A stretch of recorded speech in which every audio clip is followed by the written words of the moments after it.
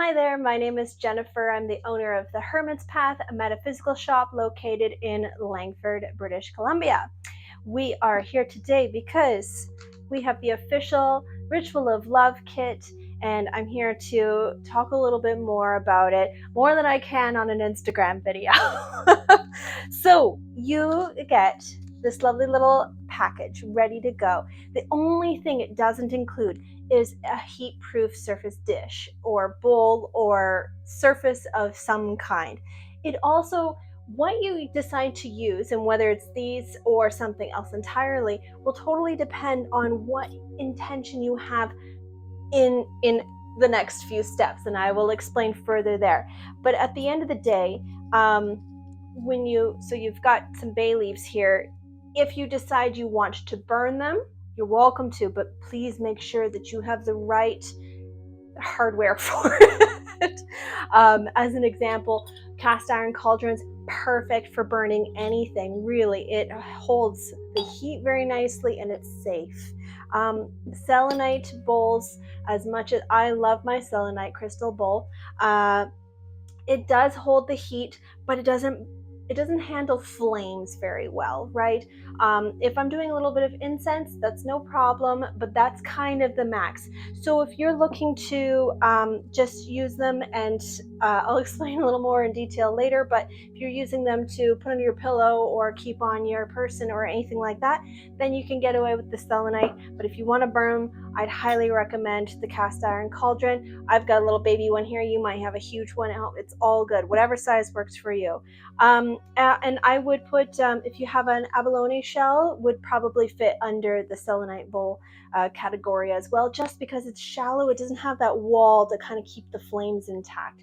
And fire safety is very important to me, so I really just want to emphasize that we please be careful when we're working with fire. Okay, now that that's done. So why the Ritual of Love? Why are we doing love spells? Love spells traditionally have a bit of a negative connotation because it associates with manipulative feelings. I want to make that person love me. That's a form of manipulation. That's non-consensual. That's not what we're doing here. And if that's something you are looking for, you won't get it from me. That's okay. That type of work is out there. It's not work I support. So we are here for consensual love. Okay, guys? Let's go over what's in the bag first, and then we'll dive in a little bit further. And this year we've made a little change with the tea light. So I have worked with my shop neighbor, Serenita Candle Co. Last Valentine's, we came out with a collaborative blend called Come to Me. And so she had the candle, because she makes candles, and I have the aura spray, which I've kept following that. The candles were a limited run for her. So they are 100% soy and made with pure essential oils, and in this case it's neroli, lavender, and rose, and then they're featuring a few little garnet chips. The great thing is that it's in this little travel tin, so you get about 4-hour burn time on this, and oh, it smells amazing. So when you're done with it, you can just put the lid on and pop it away and save it for another ritual, or even just because you want to burn something. That's okay too. So we have the tea light here. We also have a little bit of my signature pink salt. Now you can use all of it, you can use some of it, you can use none of it. All of the ingredients that are in here, you control whether or not you even want to use them. If something's not calling to you, that's okay too. So it's all good. So we've got some of my pink witch ritual salts that we're going to use as a base. I've provided a couple of crystals for you, so that's clear quartz and green aventurine. So green aventurine is often a good substitute from rose quartz. And why did I not include rose quartz then? Because everybody has one. It's a bit of an overdone crystal, and I thought, green aventurine's a nice kind of substitute. It's a good healing crystal, also a little bit of an abundance crystal. So we're kind of tapping into that, heart chakra energy, but also with a little bit of that joy, positivity aspect that some green crystals kind of associate with. And then of course, clear quartz, great for our crown chakra, a good grounding, neutralizer, and amplifying crystal. So That being said, while I've provided a couple of crystals to you, if you have more crystals in your personal collection, or you want to go out and buy, that is totally up to you. Some people ask me how many is too many with integrating crystals into rituals. I try to not do more than 5 personally, and I really, listen with your heart or your gut to kind of pick intuitively, like, yes, this one's calling to me, this one's calling to me. But you also want to make sure that the energy is balanced. If you've got 5 very powerful energetic crystals, it may impact how the whole ritual works out. So just kind of keep that in your mind about how and what type of crystals you bring in. Do you want all very gentle crystals, like amethyst, for example, is a very calming crystal. So if you have all the crystals like that, then everything will be a little more gentler. But again, some people are just like natural, I want the energy, so that's okay too. I personally, I like a balance. So I like a couple of little spicy crystals, and especially if you're doing it as a couple, then you can have like red jasper is a nice masculine one too, if you've got a man, or you are the man. And tigerite can be really nice too for a little bit of extra motivation and creativity. And then, yeah, so those are some good ones for that. And then we've got the clear quartz and green ametrine. Okay, so next I've included a couple of different herbs to play around with. So a little bit of lavender, some hibiscus, and some orange slices. Now, your bag may have a whole slice, or you might have gotten some cut up slices. That was just how I dehydrated them, so don't mind me on that. And you're welcome to like cut it up or even tear it up into pieces if you want to, like, stick it in your altar certain ways you want to decorate it. Or if you have more oranges, you're welcome to do that as well. You would have also gotten a couple of bay leaves, so one for you, one for your partner. If you're doing this as a group, really the only thing you would need to do is just get some more bay leaves. That's kind of the only thing that's important in that case. And a couple of Purdy's chocolates, mostly just for fun, but it can help kind of close out this nice, luxury, affectionate, connecting type of experience. And last but not least, we also have an affirmation card for the Ritual of Love kit. There will be a point in the instructions where you'll end up reading this out. If the words don't resonate, you don't have to say them. And you don't have to say anything at all if you don't want to. Some folks really want to verbalize it out loud. I'm more internal, and that's just me, and that's okay too. So whatever floats your boat. Okay, so we've got the instructions here. You've got everything out. You've got your cauldron or your bowl appropriately chosen. Set the mood. Last year when my husband and I did this, we put out a nice tablecloth. I set some extra candles. You can prep any, like if you're doing this as a couple, you can pull out wedding photos or photos of you dating, or like we brought out our hand fasting cord. Anything that kind of just like symbolizes your connection together. It doesn't have to be wedding related. That's just the example I'm using. As a group, if you're doing like a galentine type thing in that respect, anything, even personally, like, oh, I really, this concert ticket, something like that. Like that comes with really amazing memories. It can even be as simple as that. And same if you're solo. Now, you're welcome to put on some music if you'd like. That's totally up to you. And you're also welcome to cleanse the space as you see fit, whether that's incense, sage, palo santo, another herb of choice, rosemary, anything else that respects your spiritual beliefs appropriately. For the sake of the demonstration of the video, I'm actually going to do it in the selenite bowl, mostly just because my cauldron is a little small in the sense that, the tea light will fit, but you guys won't really be able to see anything in terms of the demonstration, so we'll just do it in the selenite. So again, this is totally up to you in how you personalize it. Why are we using the salts? I get a lot of questions about ritual salts in general. This is our grounding. So salt in general helps ground. It's our earth, right? It also protects our surface. That's, to me, in the practical sense, that is like mostly what it's doing. The pink salts also include rose hip, hibiscus, and a little bit of cinnamon, mostly for allergy awareness, but also just to note that, it has all these added ingredients to help elevate the experience. Which is why I'm not giving you a bag of rose, because you don't really need it. I mean, I did give you a hibiscus, but anyway. So, my vessel's not very big, so I don't actually need that much. So I've only just done about half the bag, right? And so now we've got a nice little bowl here. And now I can save this for another ritual if I wanted to. So we're gonna pop our tea light in, but we're not gonna light it just yet because we gotta get ourselves all decorated first. But as we're decorating, we kind of just want to visualize purifying this space and preparing it for the love. As dorky as that might sound, man, we're letting that energy flow free. Oh, look how nice that is. Now a magical silver plate has appeared with a bunch of herbs already on here. This is already part of my personal altar, and the reason why I've pulled it out is because my vessel is actually kind of too small to start jamming in extra herbs under, like, in the bowl beside the tea light.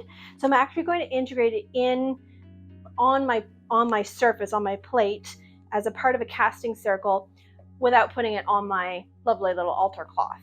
Now, if you don't have a plate and you're just going to do it on the table, that's totally okay too. In fact, you could even use the rest of your pink salts and do a circle that way and really bring it out that way.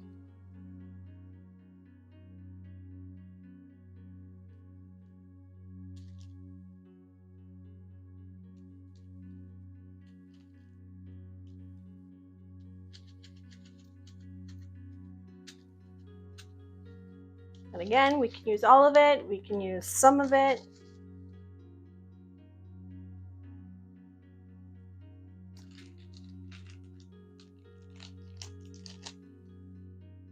And then we've got the oranges here. So again, you can kind of just have fun with how it's displayed here.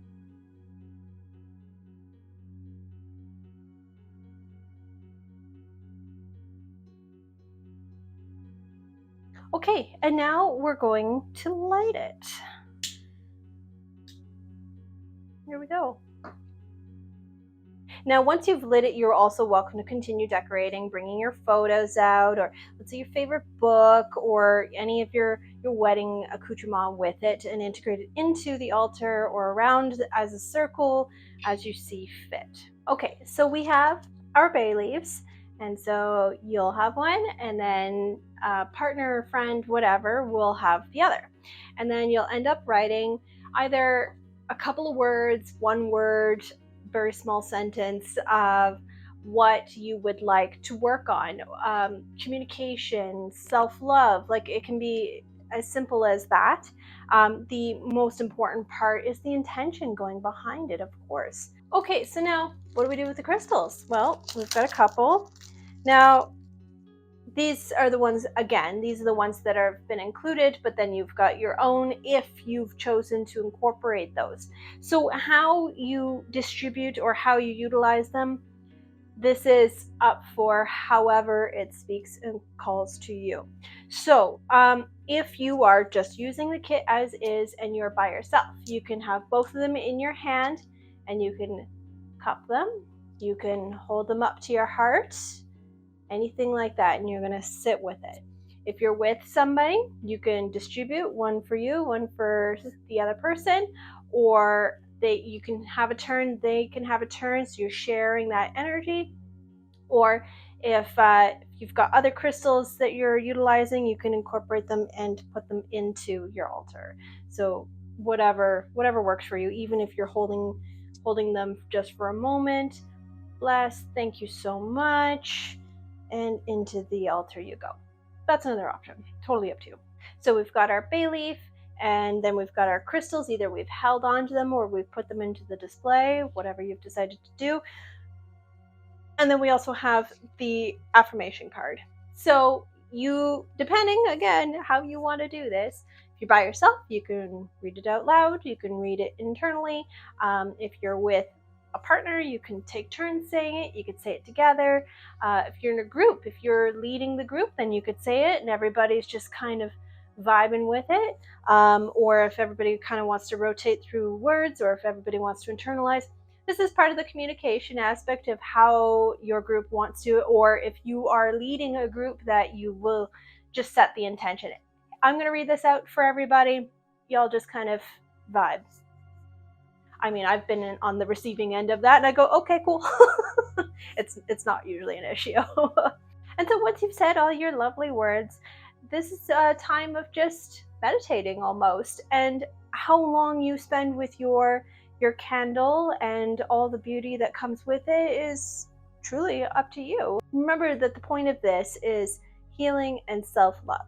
So keeping our mind as focused as we can. I know it's hard for me too. I go off, ooh, squirrel.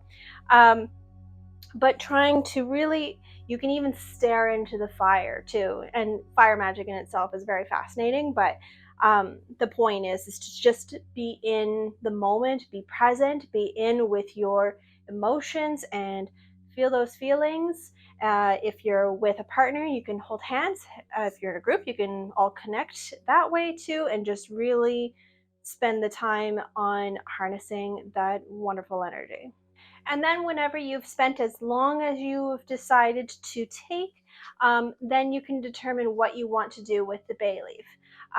So either you can hold it, kind of like you did with your crystals. I mean, you can even reintegrate the crystals in with it, hold it. You can put your bay leaf, if you're a couple, you can put your bay leaves together, hold your hands together, or you can integrate it into the altar. Let's say there's two, boop, something like that.